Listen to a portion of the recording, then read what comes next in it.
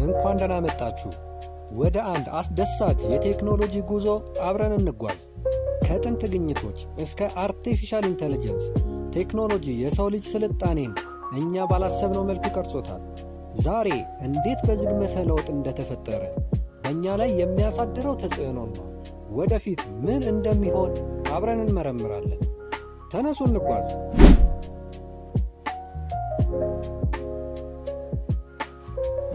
ቴክኖሎጂ ስንል ኮምፒውተሮችና ስማርትፎኖች ብቻ አይደሉም።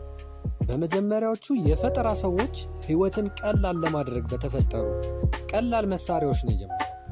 የማተሚያው ማሽን የግንኙነት ለውጥ አመጣ። የእንፋሎት ሞተሩ ለኢንዱስትሪ ለውጥ አመጣ እና ኤሌክትሪክ ደግሞ ለዓለም ብርሃን አምጥቷል።